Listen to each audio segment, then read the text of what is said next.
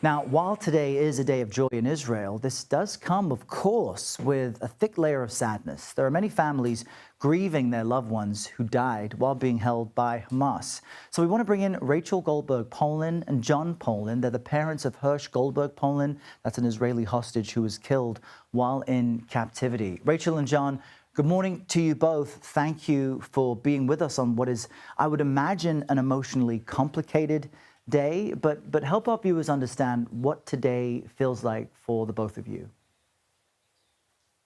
The truth is that today is actually a day of tremendous relief and joyousness and gratitude and thanks. This has been something that the families of the hostages have been working toward for 738 days. It is also bittersweet for families like ours, as you mentioned, our son, Hersh, our eldest child and only son, who was at the Nova Music Festival. He was a civilian. He's also an American citizen. He was kidnapped and he survived for 328 days in captivity, and then he was executed with 5 others that he was being held with. For families like ours, it's obviously a day that is bittersweet that Hersh won't be coming home, but nationally, and for all the people in this region, this is such a sigh of relief and a day of joy for hostages returning home. We still need to get all of our deceased hostages home. There are 48 total hostages. We did get the living ones home today, and for that we are eternally grateful. We're seeing some images of Hersh during some of his happier times. I think for so many people, the reality that you'd be at a music festival and something so horrific could happen is still jarring. And he was with his friends when he was taken captive. Have you spoken with some of them about what this day feels like, the release of remaining hostages and the wait to get the remains of those who didn't survive? We've spoken to several of the released hostages, including Hersh was taken from a bomb shelter. 29 young people fled the festival and ended up in a 5-foot by 8-foot bomb shelter. 18 of them were slaughtered in there that morning, including Hersh's very close friend, Anair Shapira. 11 survived. Of those 11, 4 were taken into captivity.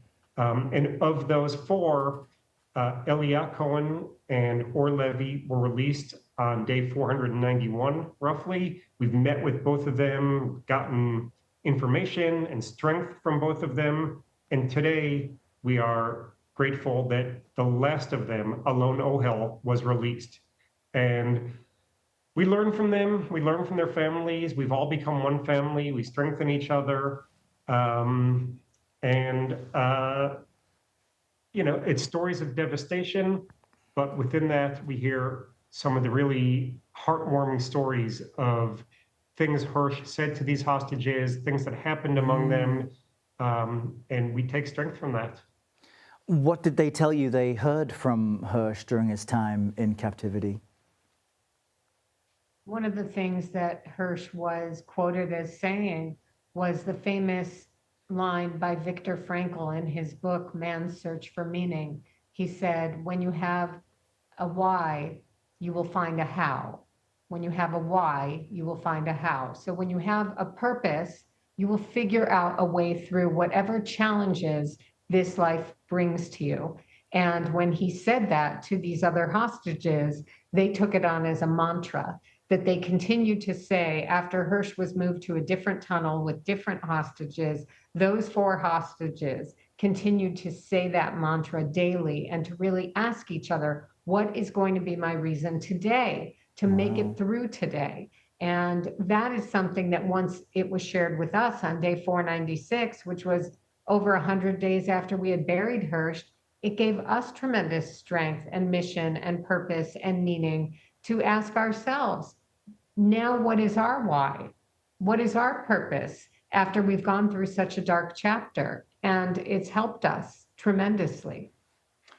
You know, I'm looking with your viewers and you at the background pictures, one of which is a picture of people holding up a sign, a banner with a picture of Hersh and the words in Hebrew that mean, may your memory be a deal. And that's what we've all galvanized Hersh's loss into, is how do we bring a deal? There it is. How do we bring a deal to at least save the lives of others? And obviously, we're devastated by losing Hersh. He's not going to come back. But we take some comfort in knowing that these others are coming home, have come home, and we take strength from that as well. Such a powerful statement, and his image, his words being reflected all over Israel speaks to almost an iconic sentiment to who your son was and who he is to people, even now in death. Rachel Goldberg-Polin and John Polin, I'm sorry for your loss, but thank you both so much for being with us on such an important day with a very important message. Thanks for your time. Thank you so much.